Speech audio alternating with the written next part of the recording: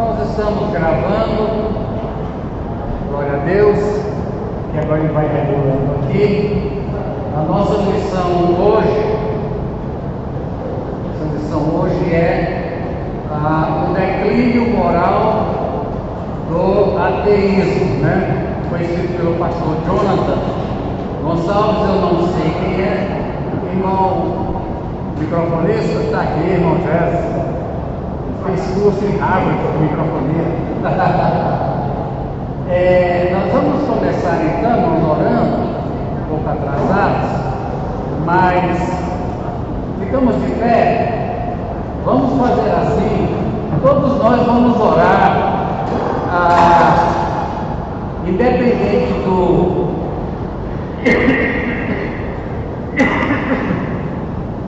tema da lição. Nós vamos estar lendo a palavra de Deus, e ela é muito fértil, né? A palavra de Deus é capaz de falar dentro do seu coração, dos seus planos, das suas necessidades, suas dúvidas, e ser um elemento que transforma a sua vida, amém? Oramos todos, Senhor, em nome de Jesus, aleluia. Pai amado, louvado seja o teu nome santo, Senhor. Estamos, ó Deus, nesta manhã de domingo, dia 6 de abril, para juntos, Senhor, aprendermos pela Tua palavra aquilo que o Senhor de fato tem para nós. Obrigado, em nome de Jesus.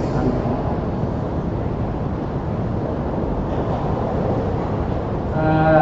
Irmãos, declínio moral do ateísmo. Vamos ver aqui, ó. A questão do ateísmo são duas palavras. Deixa eu mostrar aqui, porque nem sempre você sabe. Sobre Deus, tem duas palavras muito parecidas. Ó, uma é a palavra teísmo. Tá?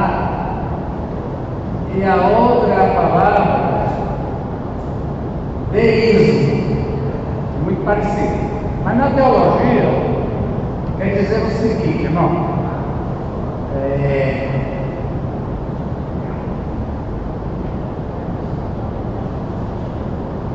Deísmo e teísmo, todos dois creem que existe um Deus, né? Theo.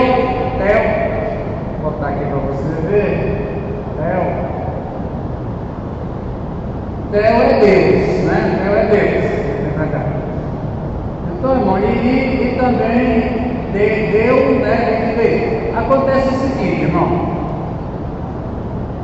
O teísmo e o deísmo creem na existência de Deus. Agora, o teísmo, que é o que a gente é filiado, ele crê em um Deus que criou o universo com as suas leis, as galáxias, e criou o homem também com as leis, deu a Bíblia com as leis morais, né?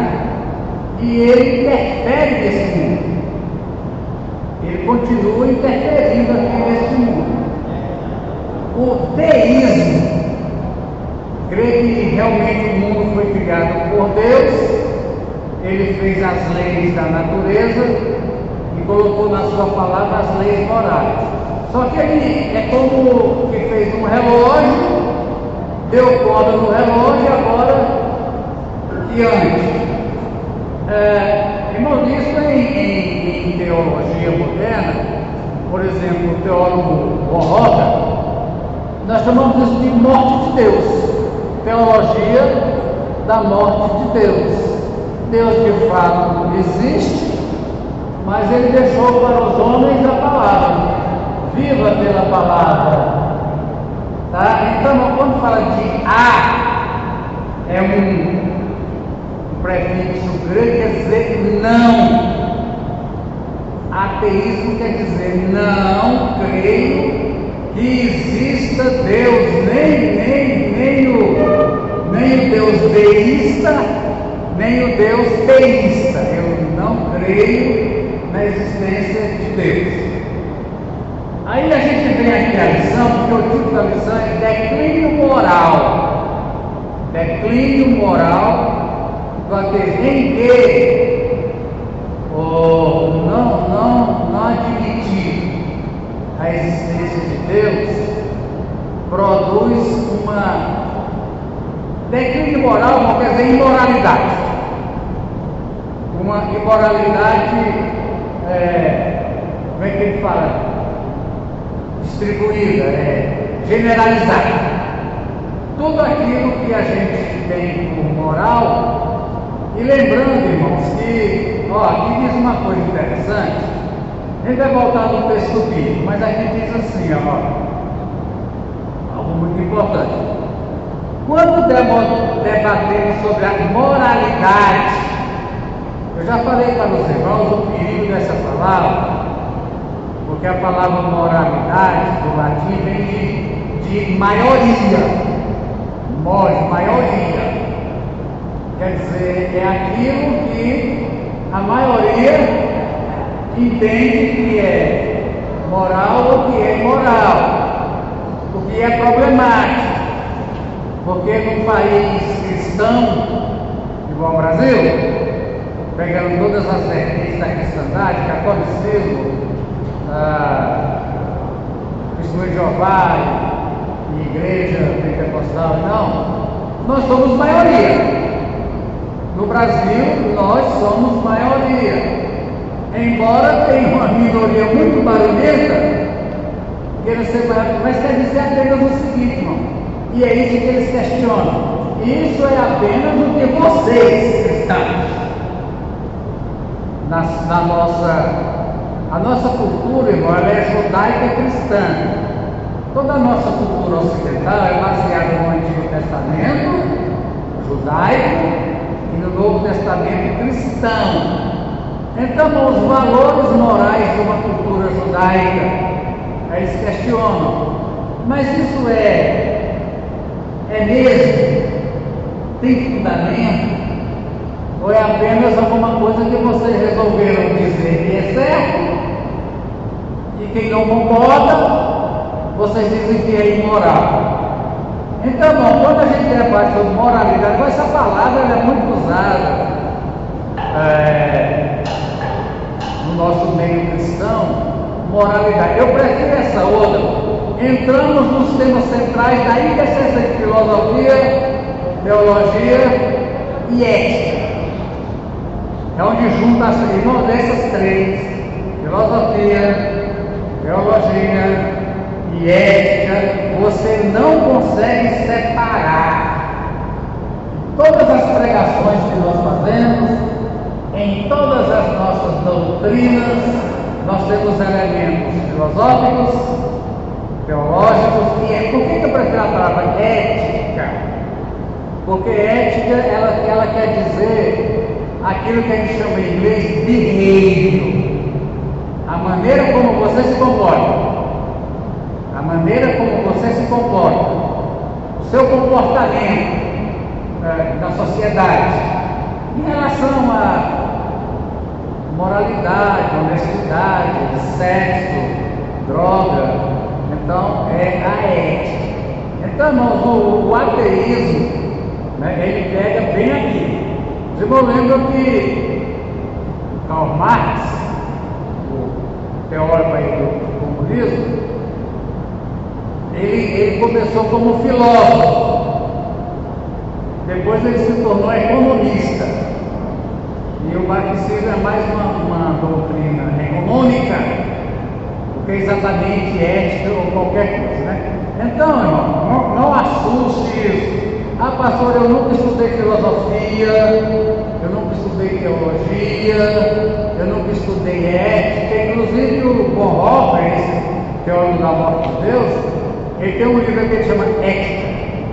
Tem vários autores que escrevem sobre ética. Aí quando eu vou pregar, pastor, eu só prego a Bíblia. Engano seu.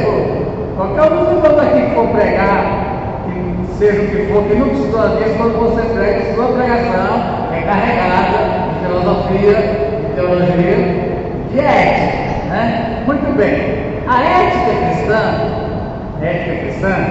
Então nós vamos preferir a palavra ética do que a palavra moral, né? Porque moral é o pensamento da maioria. Já ética é uma coisa própria da conduta humana. É próprio da conduta humana não matar sem motivo, a não ser que seja de defesa própria, ou em algumas situações, né?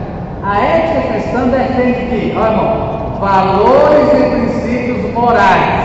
Nós vamos aqui a palavra.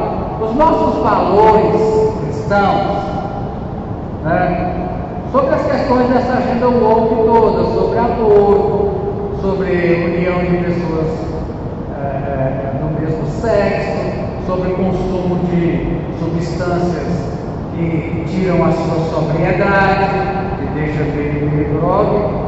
Então, estão intrinsecamente ligados à crença em Deus.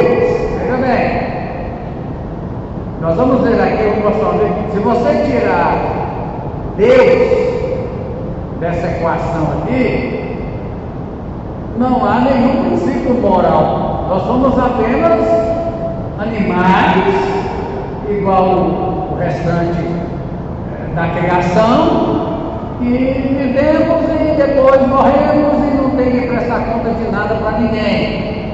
A gente vira realmente selvagem. É a lei do mais forte e vale tudo. Vale tudo, não tem princípio, não tem regra. Isso são coisas inventadas pela moralidade judaico-cristã.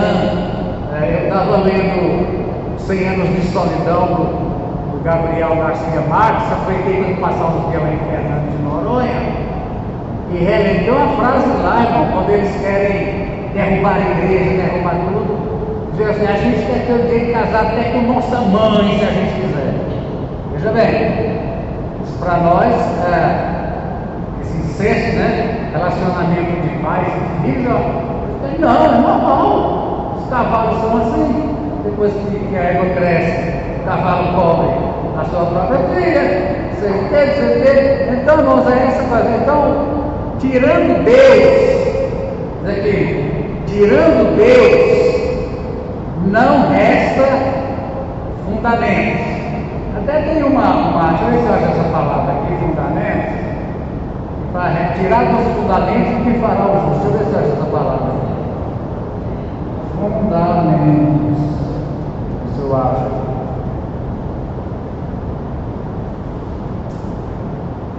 Nos Salmos. Ó, Salmo 11, verso 3, ó, diz aqui, ó. Salmo 11, verso 3. Destruído os fundamentos, que poderá fazer o justo? Então, irmão, o fundamento é o alicerce. Nós temos a Bíblia por base. Mas entenda uma coisa, irmão. A Bíblia, ela tem valor porque a Bíblia que remete a um ser, que é Deus. É Deus. Inclusive tem aquele livro para... A maioria dos jovens da igreja diz assim, não sabe mais o que é certo e o que é errado. Mesmo com a Bíblia na mão. São 3 coisas, irmão, que se diz sobre isso, sobre a verdade, sobre isso aqui, ó. Vou colocar aqui, irmão, ó. Preceito,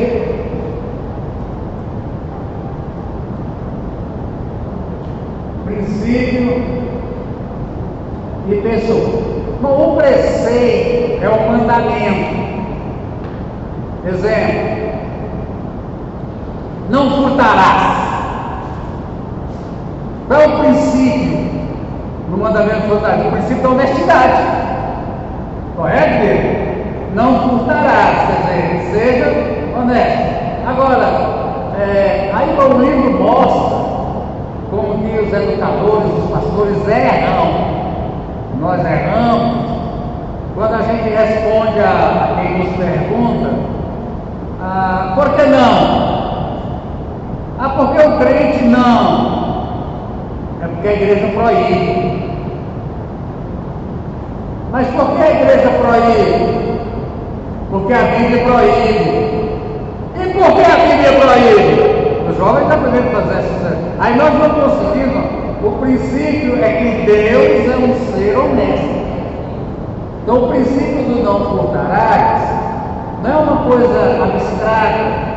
Eu tenho que ser honesto. Eu tenho que ser honesto por quê? Porque a moral judaica cristã diz que eu tenho que ser. É porque existe um Deus. Presta atenção, irmão. Sempre, toda palavra, ela nos serve de roteiro. Mas o que a Bíblia quer nos revelar é um ser. Esse ser, ele é santo, ele é honesto, ele é sóbrio, não se embriague, seja sóbrio, porque Deus nunca vai ser meio grogue, Deus sempre é lúcido. Então, é importante nós, eu e vocês, presta atenção, irmão. A Bíblia para nós, ela é Deus falando, verdade. Agora, por que a Bíblia proíbe? Essa é a coisa que quer dizer. Por que a Bíblia diz isso e aquilo? É porque existe um ser que ele tem esses atributos morais. E ele não consegue conviver com uma coisa totalmente diferente da natureza dele. Eu sei que hoje tem gente que cria porquinho, bicho de estimação, porquinho. Não, vamos lá. Porquinho, então. Mas irmão, você tem um porco criado em chiqueiro, aquele chiqueiro antigo, que dava mau cheiro. Você conseguiria viver com esse porquinho na sala da sua casa? Não. Ou algumas outras coisas. Meus meninos criam um cachorro no apartamento. Aqui para mim é uma belezinha maior que aquilo. Vou lá, agoniado para ir embora. Não consigo viver com cachorro dentro de casa. Não consigo. Então veja bem, irmãos. Há um Deus. E ele tem uma natureza. A natureza de Deus não consegue conviver, não entende o que eu estou falando, com certas coisas que são contrárias à natureza dele. Irmãos, a Bíblia, o contrário de santidade na Bíblia é imundícia. O contrário de santidade não é pecado, é imundícia. O rei Davi diz: me tirou de uma latrina, de um poço. A palavra literal, irmão, Davi diz assim: quando lembra aquelas latrinas de madeira, né? Você imagina você usar uma latrina aquela de madeira e aquele negócio afundar e você cair lá dentro. Isso é o homem em estado de pecado diante de Deus. Ele não consegue. Então, irmão, veja bem, ao contrário do que dizem aí esses teóricos do ateísmo, não são apenas princípios que a maioria, nós cristãos e judeus, a maioria resolvemos que isso é certo e que isso é errado. Se fosse, nós até que não é fácil de resolver. Mas a questão é: existe um Deus. Estamos entendendo aqui o fundamento da Bíblia? Existe um Deus. Aí diz aqui no Salmo 13, né? Deus é o fundamento. Destruído o fundamento, destruído Deus. Deus. O que o justo pode fazer? O justo vai fazer. Se não tem mais alicerce. Fundamento é alicerce. Jesus disse que tem a casa construída sobre alicerce e a casa construída sem alicerce. Essa sem alicerce vai cair. Se essa casa for a sociedade, se essa casa sem alicerce, por exemplo, for a família, estamos entendendo isso? Família, projeto de Deus. Família não é família. Quando a gente fala a família judaico-cristã, é um homem 01 e uma mulher 01. Não é um homem, é um homem e uma mulher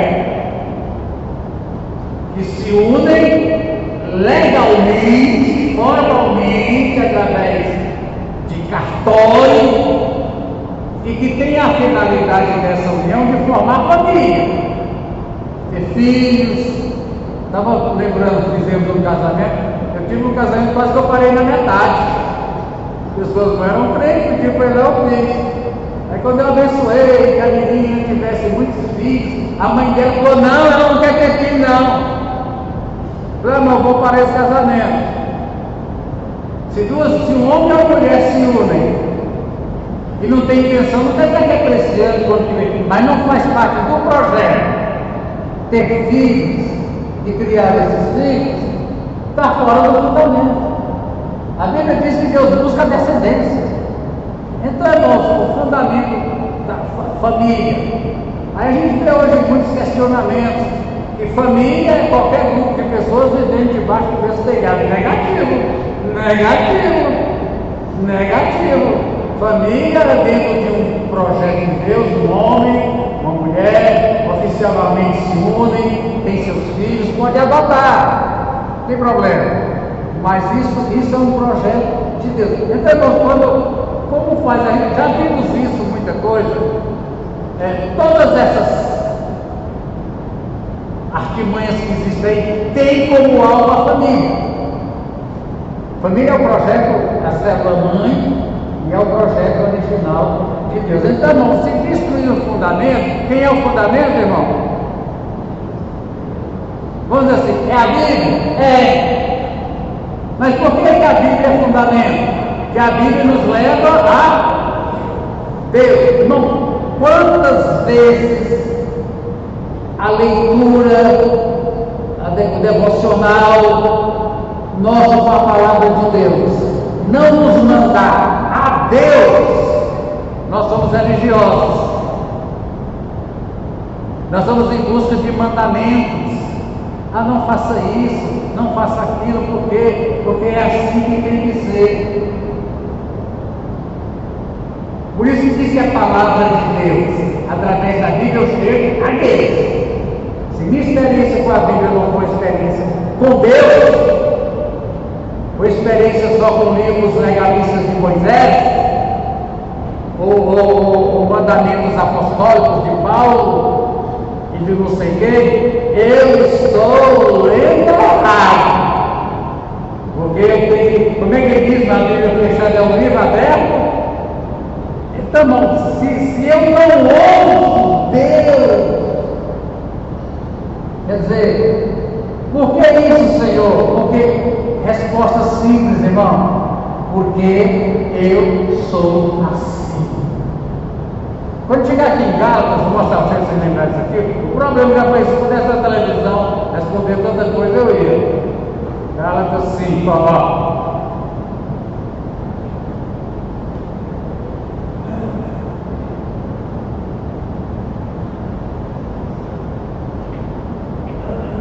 É onde diz assim, irmão.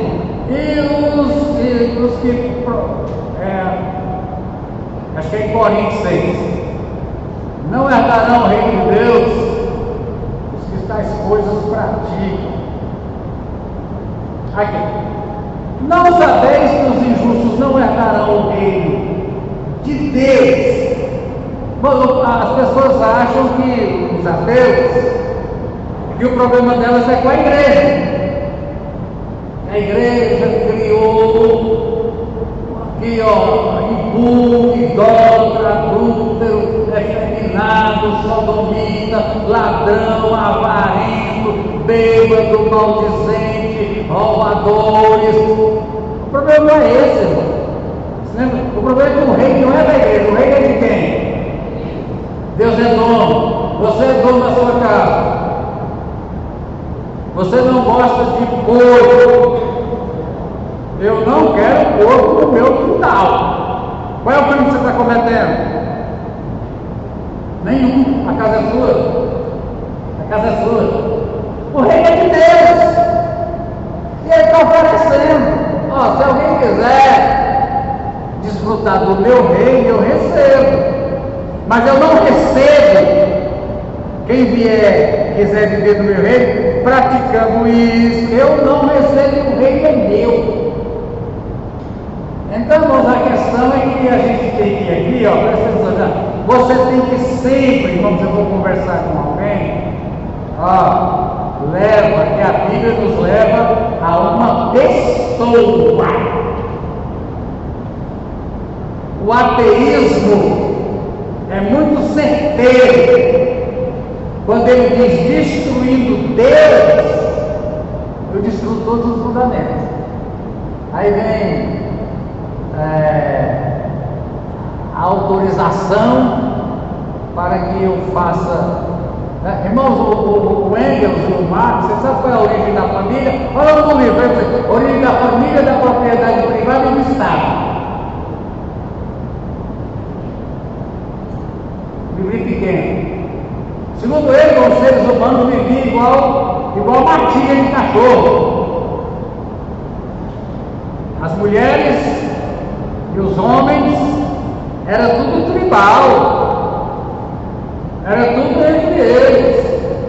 O homem já sabia quem era a mãe, e as fêmeas só sabiam quem era a mãe, sabia quem era pai, essa coisa. Aí, quando o homem resolveu dizer isso aqui é meu, cercou um terreno e disse isso aqui é meu, propriedade privada, diz ele que foi aí que o homem quis ter certeza de que aquele bem dele ia ser passado para a sua posteridade. Aí ele pegou a mulher e tranquou, essa é só minha, para eu ter certeza de que esse filho é meu. E foi assim que surgiu a família, segundo eles. Quando nós somos total, a família foi o primeiro ato, depois que Deus criou o macho e a fêmea, foi a criação da família, pois Adão para por tirou a costela, fez Eva e disse, e Eva disse, até que vir. E veio a ordem, para ter a ordem, cresça, multiplique e encha a terra. Essa é a origem da família. Não um bando de igual lobo, de selvagem, onde todo mundo era de todo mundo. E aí depois, no segundo eles, o homem inventou o Estado para defender a propriedade privada. Mas, veja bem, irmão, entre Estado, propriedade privada e família, o núcleo é a família. Enquanto não destruírem a família, não conseguem destruir a propriedade privada. Veja a questão das heranças. Se bem que Bíblia já disse que na Europa não tem mais herança. Herança não, a pessoa tem um erro, se quiser, deixa tudo com um caninho de gato. Não há herança por ser filho. Tem que ter, é isso mesmo. Tem que ter a doação, senão vira de ninguém, né? Mas então veja bem, irmão. Aí você vê, a Europa totalmente está um horror de socialismo e de comunismo. Porque exatamente a herança é que garante a propriedade privada. E o Estado deve existir mesmo para defender dele. Tá? Então a gente volta aqui no nosso código. Entendemos isso, irmão? A instância última é a Bíblia? Não. Qual a instância última? Deus. Tudo nos remete a Deus. Vou repetir, mania do professor. Enquanto nós estivermos chegando apenas até na Bíblia, a gente tem direito de ser condenado como sendo o pensamento da maioria. Agora, a partir do momento que tudo nos diz, mas por que isso, irmão? Por que você tem esses comportamentos? Por que você não veste tais roupas, irmão? Não anda vestido aí na rua, igual no seu canto, é a igreja. Coitado de você, não é? A Bíblia nos é a favor da castidade. Não adulterarás, não fornicarás, não prostituirás, nem efeminado, nem sodomita, porque Deus é um Deus casto. O que é casto, irmão? É aquele que é casado, tem sua vida ativa com o seu companheiro e sua companheira, mas dentro de padrões bíblicos. Se chama castidade. Aí uma pessoa, a irmã casou, lógico, o seu marido teve lua de mel, não é mais fisicamente, mas ela é casta. A Bíblia diz para o seu único marido, é casta, porque ela é, apesar de que não é mais moça, mas ela diz para seu único marido. Então a castidade. Ah, mas por que eu não posso sair na rua aqui com uma tanguinha de praia? Porque isso é contra a casta. Porque Deus é casto. Entenda isso. O fundamento último é Deus, porque Deus é casto. Deus não é de orgia. Inclusive no Antigo Testamento, quando Israel adorava outro Deus considerava aquilo o que, irmão? Adultério. E eu não sou marido de estar dividindo o que é meu com ninguém, não. Ou é minha ou não é. Escolha. Aí Elias diz: escolha. Vocês vão servir Jeová ou vão servir Baal? O Senhor dele é casto. Ele é de uma só. Então eu estou enfatizando isso. Eu não sei até que ponto, porque tem um livro desse tamanho escrito para dizer que na igreja, tanto os jovens como os adultos, etc., não perderam essa ligação com todas as nossas doutrinas morais, costumes, valores, a Deus.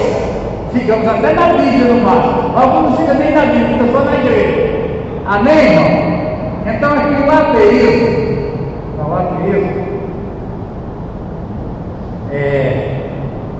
essa lição explora o declínio moral associado ao ateísmo, a partir de uma perspectiva cristã, nos dando ferramentas para entender que a ausência de uma referência transcendente é que está além, é sobrenatural. Veja bem, irmão, se nós não temos uma referência que é Deus, isso é importante para nós. Se nós estamos apenas entendendo que isso é doutrina da igreja pentecostal, isso é o ensinamento da igreja, isso é a moral cristã. E se nós não temos, como diz aqui, irmão, uma referência transcendente, um ser moral que é santo, é casto, é sóbrio, é honesto, é respeitador ao ser. Se não tem ligação com esse ser, a gente virou religião e nada mais. Ou a decepção humana. Tá. Aí vamos voltar aqui então, irmãos. A só da existência de Deus, Salmo 19. Os céus proclamam a glória de Deus e o firmamento anuncia a obra da sua mão. Uma noite, um dia discurso ao outro dia, uma noite revela, não há fala nem palavra, não se ouve a sua voz. No entanto, por toda a terra se faz ouvir a sua voz e as suas palavras até os povos. Não quer dizer que qualquer pessoa normal olha para esse universo, não quer dizer só o nosso planeta Terra, diz: olha, tem que ter. Eu estou aqui com um vídeo, deixa eu ver se isso aqui. Ah, não, tinha um cadê o YouTube? Aqui. Mas esse homem aqui, um dos grandes cientistas. Eu até pensei em passar o vídeo, mas metade de nós não vai entender metade do que ele diz. Mas ele está aqui me parece que ele está em Harvard, falando com os ateus, os bambambam da intelectualidade moderna. E ele vai falando com eles, só veio um pedacinho aqui, onde ele fala que é um matemático de Oxford. Destrói a presunção do ateísmo em 15 minutos. Mas eu quero trazer uma parte aqui, irmão. Por exemplo, eu me coloco o seguinte: vocês não sabem quem é que mais matou o ser humano na face dessa terra? Não foi a Primeira Guerra Mundial, nem a Primeira Guerra Mundial junto com a Segunda Guerra Mundial. Foi o comunismo. Foi? procura no Google aí, chacinas do comunismo. Por quê, irmão? Porque o comunismo não é um sistema implantado no diálogo. O comunismo é implantado por ditadura, prisão, confisco de bens, pena de morte. E ele faz essa questão aqui, vou passar para vocês, se eu consigo amplificar aqui. Vamos ver, peguei um pedacinho pequeno, quer ver? É um legado direto da ética judaica, da justiça e da ética cristã do amor. Esse legado, substancialmente inalterado, tem sido objeto de contínua apropriação crítica e reinterpretação, e até hoje não há alternativa a ele. Todo o resto é apenas discurso pós-moderno vazio. Me parece que ele está tocando em cerne de algo importante, porque o valor de um ser humano sobre o qual se baseia o igualitarismo não está no que ele pode fazer, mas em como ele foi feito, à imagem de Deus. Nunca me esqueço de uma conversa que tive durante uma das minhas muitas viagens à Rússia. Um colega da Academia de Ciências me disse: "Sabe, John, achávamos que podíamos abolir Deus e ainda assim preservar o valor dos seres humanos. Descobrimos que não podíamos e assassinamos milhões deles." E Alexander Solzhenitsyn. Vou parar aqui. Nós achávamos, dizem aqui os intelectuais comunistas da Rússia, nós achávamos que a gente podia eliminar Deus e continuar com os valores. Eliminamos Deus e o que fizemos, assassinamos milhões de pessoas. Então, irmão, a questão aqui ele diz o seguinte: o ser humano, ele não é resultado de códigos de moral inventados pela igreja. Ele é imagem e semelhança de Deus. Quando dizemos que o homem é imagem e semelhança de Deus, nós imagem e semelhança é a mesma coisa. Não fica procurando a diferença, não tem não. É que a língua hebraica ela trabalha com paralelismo. Ela fala a mesma coisa em duas maneiras. O que quer dizer que o homem é imagem e semelhança de Deus? Quer dizer, irmão, que aqui diz assim, os atributos de Deus.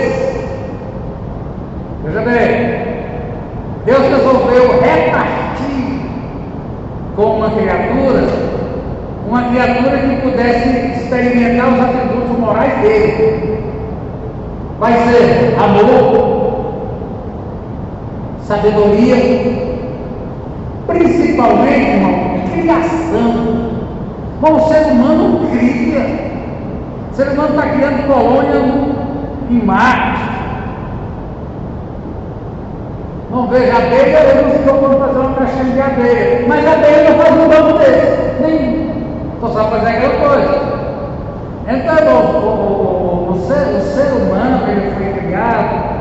Aí tem os atributos comunicáveis de Deus, que o ser humano pode experimentar, e tem os incomunicáveis. Por exemplo, Deus pode estar em todos os lugares com onipresença. Tem condição do ser humano experimentar isso?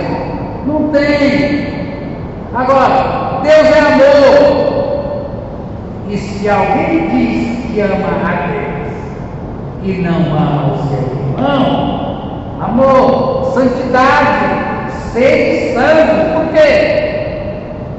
Mas não é que a igreja tem uma doutrina, não, irmã. Sede sangue porque Ele. A Bíblia não diz que Deus tem amor, diz que Deus é. E nós somos imagem e semelhança de Deus. Os anjos não são capazes como nós. Anjo, por exemplo, não tem compaixão. Ele vai lá e corta a cabeça dele e acabou. Mas a capacidade, aí, irmão, de Jesus, falamos disso uns dias atrás. Jesus sentia compaixão, quer dizer, uma dor tremenda, como nós somos capazes de ter compaixão de uma série de coisas. Então, não tem como, através de decreto, tirar isso da natureza humana. Não há decreto que tire do ser humano o fato de que ele é imagem e semelhança de um atributo e foi criado para experimentar santidade, pureza, castidade, honestidade, compaixão. Ele foi criado para isso, para experimentar isso. Aí que está o sujeito da Rússia. Resolvemos por decreto dizer que o homem não é imagem e semelhança de Deus. Resultado, assassinamos milhões. Então vamos ver aqui, ó, as causas do ateísmo. Na verdade, não tem uma coisa interessante. É a crença ou convicção de que Deus não existe. Mas é mais do que isso. Tem outro tipo de ateísmo. Não nega a existência de Deus. Nega a ação de Deus na minha vida. Não quero saber se ele existe ou não. Eu não quero ouvir. Então, irmão, rejeita a ideia de um ser divino ou qualquer força transcendental que governe o universo e tal. Muito bem. Quais são as causas? Aqui, irmão, ó, esse escritor, irmão, pastor, não é necessariamente uma falta de evidência da existência de Deus, mas uma rejeição deliberada da verdade. Eu não quero essa verdade. Mas nem que Deus exista, eu não quero. Eu não preciso dele, eu não quero ele, e eu não vou viver pelas regras dele, eu não quero saber da natureza dele, eu vou ser quem eu quiser. Aí aqui, irmão, ó, vem aqui. Rejeição da autoridade moral. Irmãos, Deus criou o mundo com base em autoridade. Inclusive a respeito da família. Deus, o Pai, é o cabeça de Cristo. Na família, Cristo é o cabeça de quem? Do macho. E o macho é o cabeça da fêmea. E juntos são a cabeça dos filhos.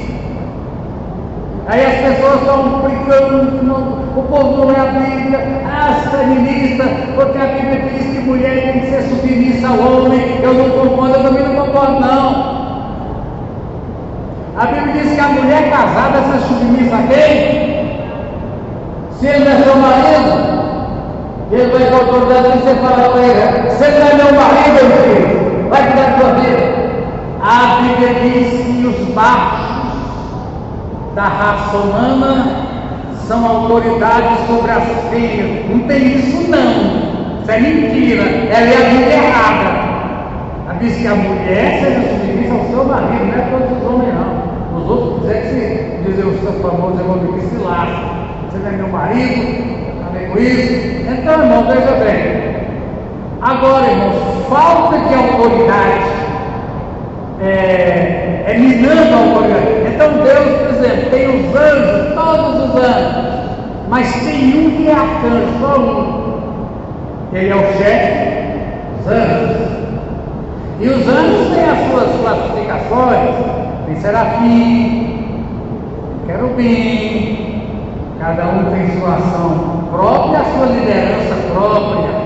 Na igreja, Deus estabeleceu primeiramente quem? Apóstolos. Depois, evangelistas. Depois, pastores e mestres. Com que finalidade? De edificar a igreja. Irmão, Deus trabalha no princípio da autoridade. Tem o livro do Atmani, que eles querem puxar ele para a igreja, a árvore da vida, mas acredito que não. Chama autoridade espiritual, todo grande milagre. Deus trabalha, veja, Caifás. Aquele disse que Caifás era quem? Aquela raposa, aquela raposa daquele tempo era esse bichinho galinha de hoje. Ele fala para aquela raposa, eu vou fazer milagre. Hoje amanhã, quando eu quiser, eu vou fazer essa. Ele era o sacerdote, irmão. E diz a Bíblia que quando Caifás diz: importa que morra um homem por todos e que não morra todos. Diz a Bíblia que, sendo ele, na função ele profetizou. Deus respeita bem vive neste mundo quem sabe respeitar as autoridades constituídas. Mesmo quando o indivíduo está fora, quando ele vem com abuso de autoridade, ele é autoridade. Ele é autoridade. No momento que Miguel, arcanjo, disputando com Satanás, o corpo de Moisés, disse: o que Satanás? O Senhor te repreenda. Ele reconhece que Satanás é uma autoridade, tem gente brincando, de puxar o rabo de Satanás, de cuspir o chifre de Satanás. Eu não brinco, ele é autoridade. Agora, maior é o que está em mim do que ele, mas ele é autoridade. Mesmo nas trevas existem autoridades que devem ser, não é respeitada no sentido de obedecer, mas é de reconhecer que ele é autoridade. Né? Efésios 6, nossa luta é contra potestades, poderes espirituais. Não diz que é fraqueza, diz que é poder. Agora, em nome de Jesus, eu amo e caio por terra. Mas é em nome de Jesus, não vai sair da feira, vou tacar fogo no seu rabo, vai, não briga com isso não. Então, irmão, primeiro, rejeição de uma autoridade moral divina. Não existe uma. Segundo, decepções e traumas. Irmão, tem uma coisa chamada, quando chama Deus de Pai, eu entendi errado. Eu entendi que Deus escolheu a figura humana de Pai para a gente saber quem Ele é, mas que não. Não, Deus é Pai e Ele se escolheu como figura para o homem entender quem Ele é. Irmãos, criação, tem traumas. A questão de relacionamento com Deus, nós temos uns dilemas bem resolvidos até aqui na igreja, de pessoas que não sabem quem é seu pai. Inclusive no Brasil tem um movimento muito grande, né, para reconhecimento, né, de paternidade. O fato de alguém, irmão, com seu pai terreno, isso interfere no relacionamento da pessoa com Deus. Pai para mim é um monstro. Talvez meninas, no Brasil tem demais isso, a herança da colonização, abusadas pelo próprio pai. Como é que essa menina vai chamar Deus de pai? Então existem graus. Agora existe também no ambientes seculares, universidades. Problema, sim, quando nossos filhos vão para a faculdade. É bonito ser ateu, é bonito ser marxista, é bonito ser isso tudo. E é onda. Quem não está vendo é bonito, tem que ter. Se você for para a faculdade e não tiver uma tatuagem, minha amiga, você teste. Você tem que ter. Se não tiver, você vem que nem tatuagem você tem. Então não é uma série de coisas. Marx, por exemplo, irmão, Marx, Freud eram todos judeus. Criaram a primeira lei na Bíblia, judeu aprende a lei na Bíblia. Marx e Freud, todos judeus. Quando Marx chega na faculdade, estava em debate a Bíblia. Bíblia é ou não é revelação divina? Bíblia é ou não é apenas um livro muito importante, mas que não deixa de ser igual a qualquer livro de filosofia e de religião. Estávamos vivendo um liberalismo teológico, onde se dizia que a Bíblia é apenas um livro a mais, que ela contém erros, tanto erros gramáticos. Tem um versículo que diz uma coisa, o outro versículo da programação diz outra coisa, contradições. Como quando a Bíblia fala de coisas científicas, do universo, ela erra. Veja bem, irmão, coisa tão simples. A Bíblia é influenciada pela ideia de que a Bíblia não é, então também Deus não existe. Irmão, ou a Bíblia é inerrante palavra de Deus, ou Deus não existe. Por isso a nossa luta, irmãos, quantos milhões de litros de sangue foi derramado na face dessa terra por causa da Bíblia? Pessoas queimadas vivas por causa da Bíblia. A palavra de Deus, ela é a autoridade que Deus deixou para mostrar para o homem como ele é. Não mais do que como Deus pensa, etc. Como Deus é. Aí, irmão, então cuidado com esses ambientes aqui universitários, centros urbanos altamente seculares, podem ser influenciados a adotar o lado. Muito bem. Muito bem. Olha, o ateísmo, segundo essa perspectiva, não é uma falta de evidência de Deus, mas uma escolha consciente de negar sobre minha vida a atuação de Deus. Não quero. Não quero. Então, nós vemos aqui por isso alguns versículos, deixa eu mostrar alguns versículos, ó. Eu voltando aqui.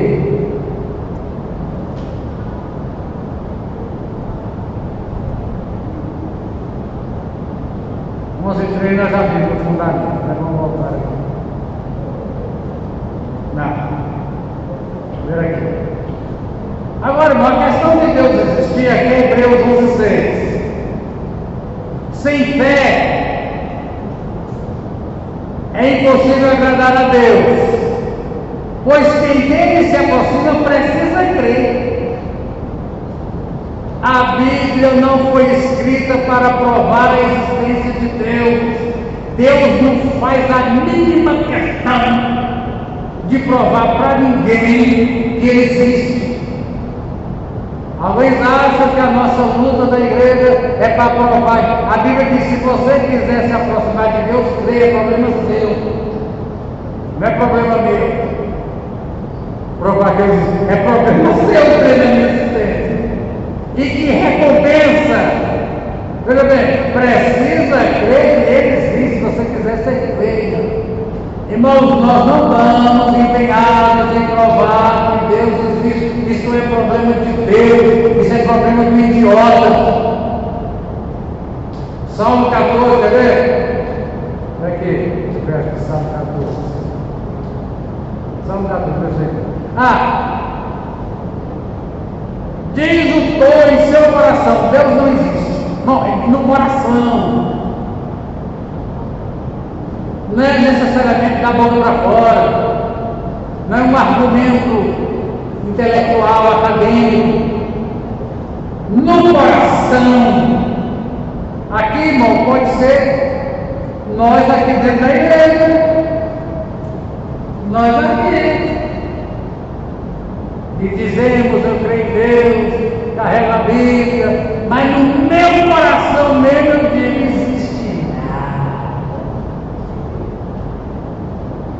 Como é que o ser humano diz isso? Pecando.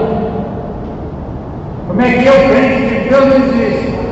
Quando eu digo Deus existe, e Ele é santo, e eu vou viver em pecado, estou negando não a existência, negando a existência. Quer ver outra coisa que eu tenho aqui, ó? Tito.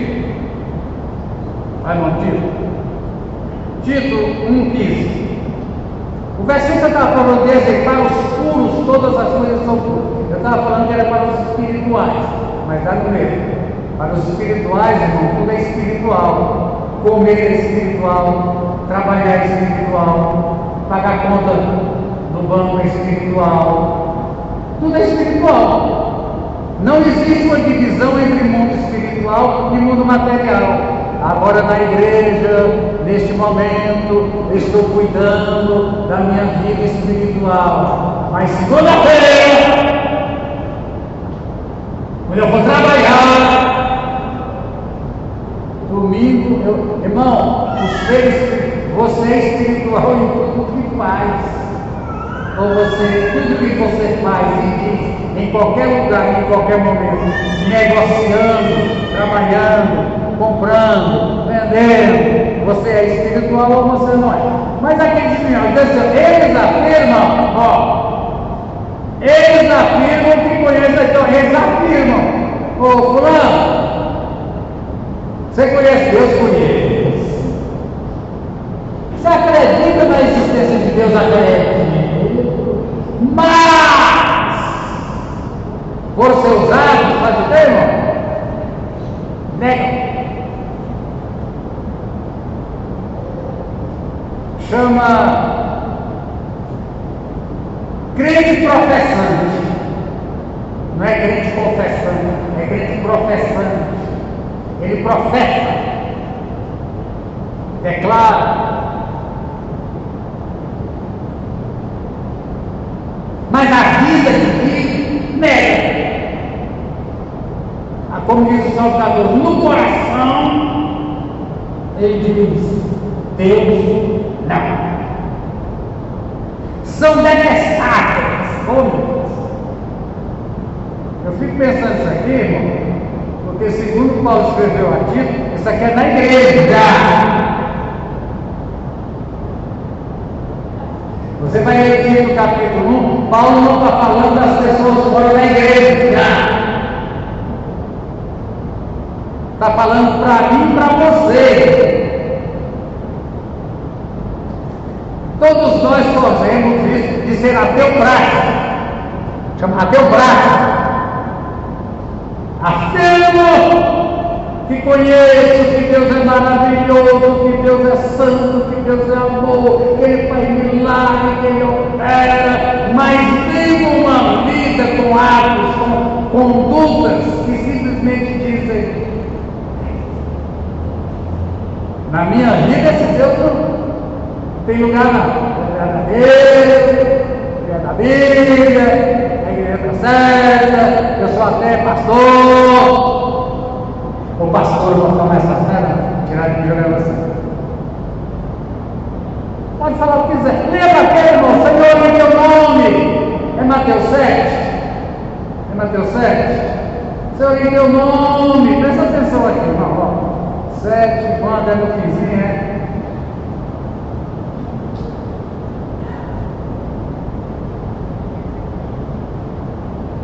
Aqui. Naquele dia, muito Senhor. Nós profetizamos, recebe para profetizar. Profetizar aqui não significa pregar. Não é aquela profecia carismática, vai fazer, é pregar. Nós pregamos o Evangelho, expulsamos os demônios no teu nome. É certo ou expulsar demônio no nome de Jesus? É errado. É certo, né? Expulsar demônio no nome de Jesus. Saiu o nome. Fizemos muitos milagres. Na face de mim, quem faz o quê, irmão? Pratica. A questão, irmãos, é que Jesus vai comparar aqui, ó, a casa com alicerce. O caso, irmãos, é que a fé cristã é para ser praticada. É para ser vivida. E aquilo que eu confesso tem que ser coerente com aquilo que eu vivo.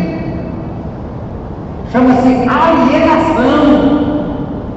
Eu digo para todo mundo que eu creio na castidade do casal, da vida, a santidade da vida humana, e vou lá e aborto. O que vale, você tem que crer certo. Ah, irmão, só vale não, você tem que crer certo. Você tem que crer no Deus verdadeiro. Você tem que crer na palavra. Mas se não vivo aquilo que eu vivo falando nos alto-falantes das rádios, sou um pregador, chama alienação. Irmãos, é uma forma de esquizofrenia, doença mental. Eu sou duas pessoas. Esse quer dizer hipócrita. Palavra hipócrita quer dizer ator. Naquele tempo, os atores usavam máscara. Aí que aquela mulherona, quando tirar ele, ela fala assim, sincero, tira a cera para eu ver quem é, era aquele macho. Então, irmão, isso é alienação, isso é esquizofrenia, isso é paranoia. Eu sou duas pessoas, uma que declara ser e outra que vive ao contrário daquilo que eu digo para todo mundo que eu sou. Isso é ateísmo. Segundo o título 13 aqui, irmão, isso é uma forma de ateísmo. Olha, vamos voltar aqui para a lição. Vamos para a nossa lição, ó. Não é uma falta de evidência, é uma escolha de negar na minha vida o seu poder. Na minha vida, Deus não tem poder. Isso é sério, não é? Isso é sério. Porque é na igreja que eu entendi, Paulo não está falando de pessoas que estão falando de pessoas que frequentam a igreja. Consequências sociais e morais. Apenas uma âncora espiritual. Irmão, sabe o que é? Uma âncora. Os navios no mar. Muitos irmãos nunca viram, mas não se televisão suficiente. Quando eles chegam para ficar parados a uma certa distância, por causa da profundidade, se eles ficarem ali, as ondas vai abrir. Então tem uma âncora de ferro, dependendo do navio do seu tamanho, para ter peso, eles jogam aquela âncora, ela prende lá no fundo do mar e o navio fica firme. Já viu a palavra âncora na Bíblia? Vou mostrar aqui que tem. Vou por ela aqui agora, né? Âncora. Que assim se escreveu? Uai. Ou é sem ação? Uai, tem, esqueci dessa tem. Meu Deus, eu tinha aqui, está em Hebreus. Você confessa mais, gente? É? Essa aí, onde é que ela tem? Você confessa o primeiro ato. Hebreus 6,19, presta atenção, irmão. Hebreus 6,19, ó. Presta atenção, o crente, ele é ancorado. Temos essa esperança como âncora da alma. Minha alma não vive, minha alma está ancorada. Firme e segura, a qual habita o santuário por trás do véu. E sabe onde é que é a âncora? Minha alma está ancorada, irmão? No trono de Deus. Lá no trono de Deus. Minha alma, a Bíblia diz que o ímpio é como as ondas do mar.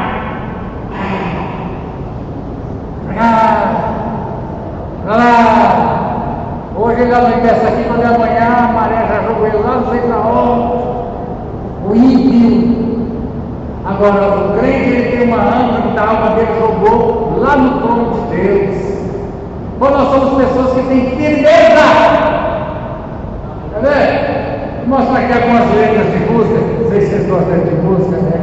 Flor da Pele, você vai ter Flor da Pele, do Zé Cabaleiro. Ó, presta atenção. A letra tem que ter essa letra aqui, presta atenção, ó.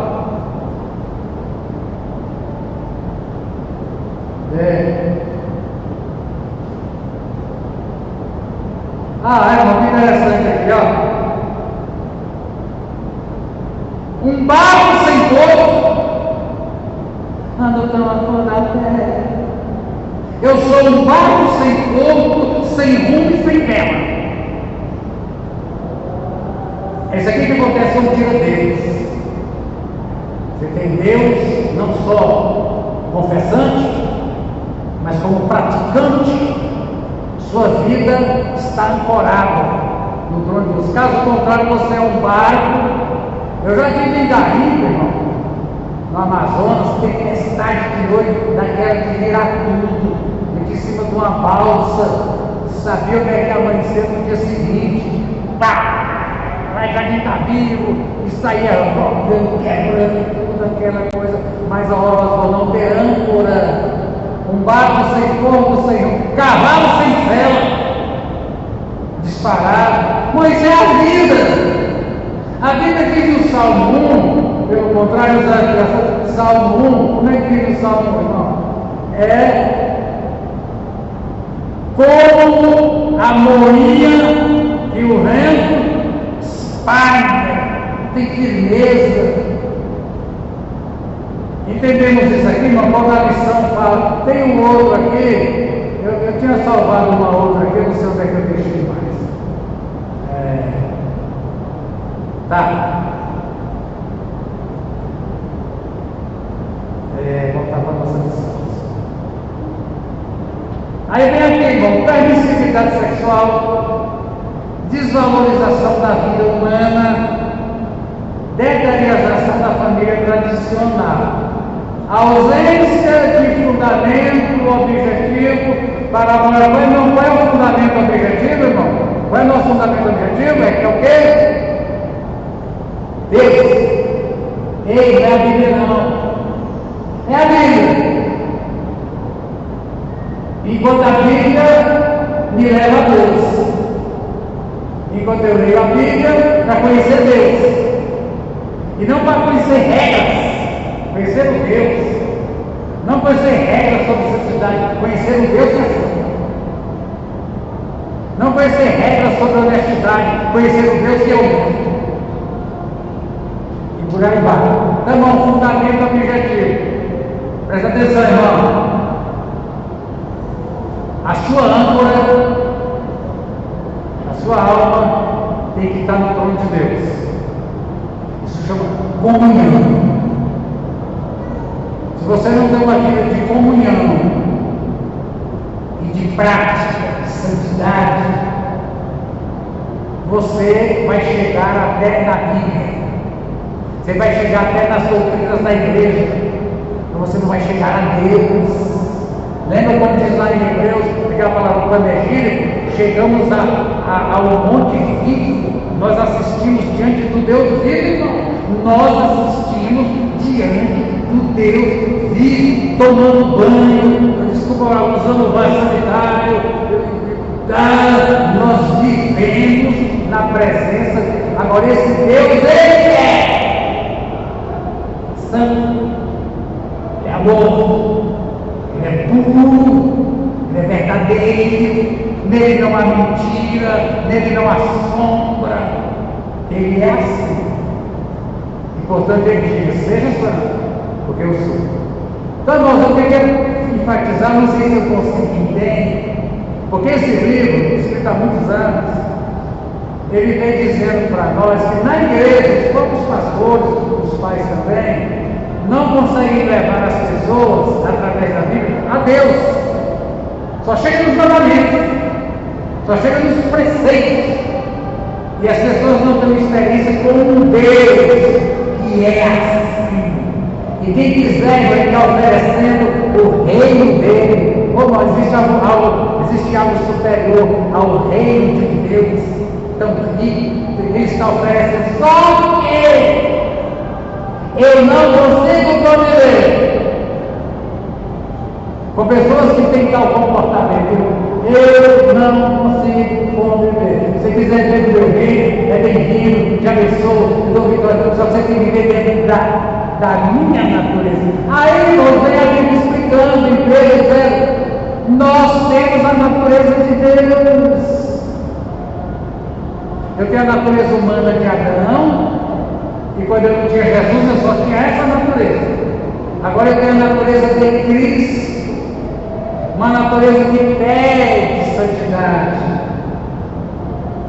que pede honestidade, que pede transparência, uma vida verdadeira em cima da verdade. É isso, e não isso. É crente ateu. Tito 1,13 diz que crê, mas sua vida diz que não crê, né? Muito bem.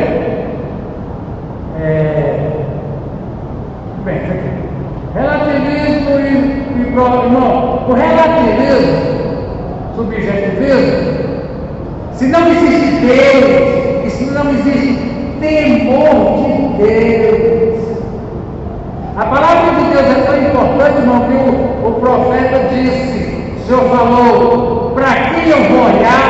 Para quem treme da minha palavra. Para Deus é você tremer.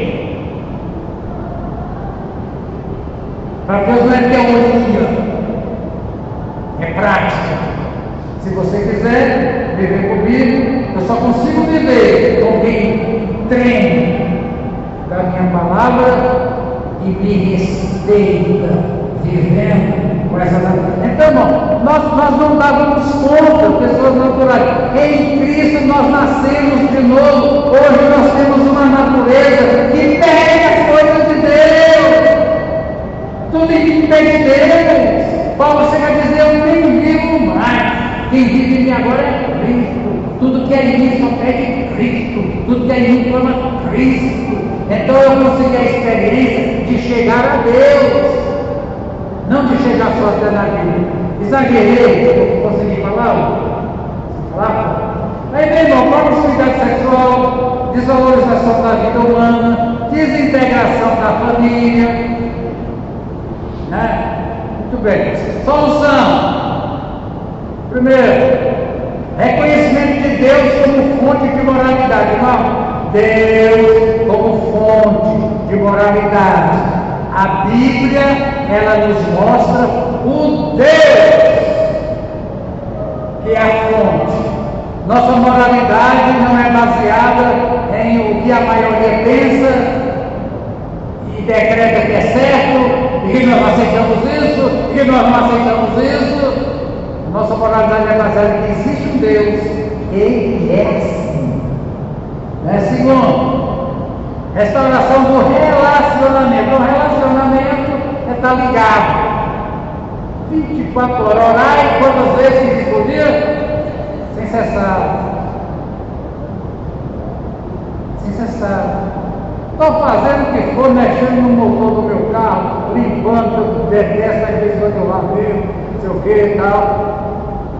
Orando, não é orando, se ligado, irmão.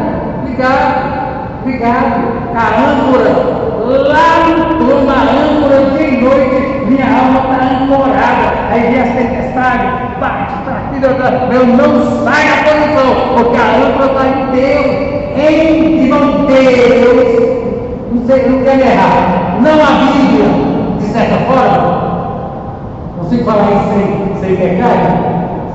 De certa forma, não a Bíblia, não a doutrina da igreja. Deus pessoalmente em mim é quem me dá a natureza que deseja e que me faz viver. Muito bem. Educação moral e discipular. Não, estudar a Bíblia ajuda. Conhecereis a verdade, minha palavra é a verdade. A palavra de Deus é por isso que o crente é chamado de povo da Bíblia, o povo do livro. Nós somos o povo do livro. Está tão bom hoje, irmão, que antigamente eu dizia, irmãos, se não quiser, que não sabe ler, eu gravo para você. Hoje no YouTube, Evangelho de Marcos, tem 1h15. Você pega no YouTube, vendo, mostrando lá, mostrando o Evangelho, praticamente lendo para você. No YouTube, audiovisual, não tem desculpa. Quem não conhece a palavra, aí vamos voltar para aquela conversa. A Bíblia tem quantos livros, irmão? 66, 37 no Antigo e 29 no Novo. Você já leu quantos livros da Bíblia esse ano? Pedro. Eu não sou muito a favor do negócio de ler a Bíblia em um ano, não. Eu sou a favor de você pega um livro, pode ser número, ninguém tem nada. Eu vou ler esse livro todinho. Começo a ler, hoje eu vou ler aqui no capítulo, pastor Marquinhos. Amanhã eu vou ler a Bíblia onde eu trabalhei. Tem que você ler aquele livro. Inclusive não tem sequência. Nossa, a moça agora eu vou ler. Hebreus. Hebreus. Conte sem pressa. No que diz assim, fica com medo. Fica com medo dele. Essa agora eu li o livro de Hebreus. Aí você vai ticando, irmão. Se você levar 10 anos para ler a Bíblia desse jeito, é mais proveitoso você ler um ano que tem que ter, no domingo, tem que ler 6 versículos, 7 versículos. Para mim, ele vai ser igual o príncipe mastigado. Mas eu quero te perguntar: quantos livros da Bíblia você já leu esse ano? Mas quantos filmes você já assistiu na Netflix? A gente não defende, irmão, que crente tem que ler só a Bíblia, não. Crente tem que ler filosofia, ética, tratados científicos, crente tem que ler jornal, política, mas o crente tem que ler a Bíblia. A Bíblia que nos leva à pessoa de Deus. Quanto mais eu conheço a Bíblia, irmão, mais eu conheço Deus. Quanto menos eu conheço a Bíblia, menos eu conheço Deus, porque Deus se revelou. Agora terminando aqui, vai ser se tem a missão aí, muito bem. Hebreus. Vamos aqui em Hebreus, deixa eu ver se aqui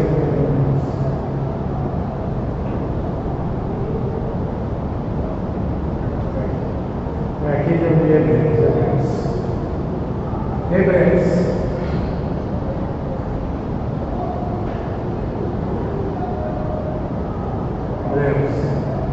Começando no primeiro. Hebreus, esse capítulo 1. Há muito tempo, Deus falou muitas vezes e de várias maneiras aos nossos antepassados, mas nesses últimos dias falou por meio de quem? Quem conhecer Deus, conhecer Jesus. Jesus é Deus. Deus é desse jeitinho. A mão Deus em forma humana, dentro daquele do ser humano. Como Deus seria? Exatamente como Jesus. Ele é a expressão exata do seu ser. Jesus é a expressão exata do ser de Deus. Como Jesus tratava as pessoas, como era a vida de oração de Jesus, que conhecimento que Jesus tinha da Bíblia ou não tinha. Jesus, e nós fomos chamados em Roma para nos tornarmos semelhantes a Jesus. Conhecendo a Bíblia, tendo uma vida de oração, respondendo qualquer coisa na palavra, está escrito na palavra, tratando o fariseu como fariseu, chamando filho do diabo de filho do diabo. Jesus, nossa vocação é ser como Jesus, até dizer como Paulo: já não vivo eu, Cristo veio tratar as pessoas como Jesus trataria, se tratar como Jesus se tratou. Então, irmãos, a evidência maior de Deus é Jesus, ninguém consegue negar. Só doido para negar a existência histórica de Jesus. Jesus de fato existiu, morreu e ressuscitou. A ressurreição de Jesus é a prova, é o prego que faltava no caixão para dizer: Deus é. Não lembra que a Bíblia não faz questão de dizer que Deus existe? A Bíblia diz que Deus é. E se você quiser crer, é bom para você. Lembrando para você, se você não quiser crer, se lasca, é problema seu. E a Bíblia não foi escrita para provar que Deus existe. Irmão, que Deus existe, os demônios creem, como é que diz? Onde é que diz? Onde é que diz isso? Até os demônios creem que Deus é o Senhor. Até o demônio crê. A Bíblia não está preocupada em crer que Deus existe, o demônio crê. Quando nós cremos e vivemos igual demônio, desculpa falar assim com vocês, me perdoe. Você crê em Deus, crê, você vive igual demônio.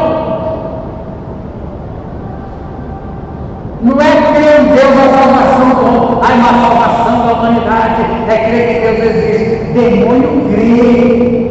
A salvação é ser nascido de novo e viver na obediência da palavra e em comunhão com Deus.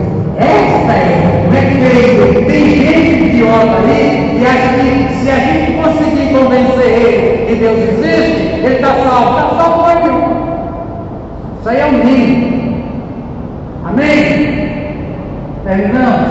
Alguém quer falar? Pô, vocês têm que ter trabalho hoje de conversa? Como é que ele vai ganhar o cachê dele? Ele nem trabalhou hoje. Aleluia? Muito bem. Culto à noite. Queremos falar sobre o aniversário da igreja. Vamos ter a apresentação de uma criança. A dirigente é uma Erva. Se alguém deseja, irmãos, uma oportunidade que não seja muito comprida para falar alguma coisa, até para cantar o hino, conversa com a irmã Erva. É isso, amado? Erva é a dirigente. Terminamos? Nem que de água de coco só para fazer fio, vocês? Água de coco gelada. Quem quer? Todo mundo quer. Isso aí tem.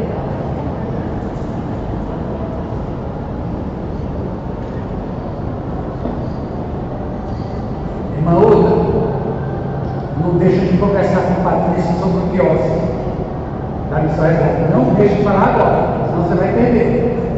Viu? Oramos? Deus. Vou crescer aqui, não dá para esse som.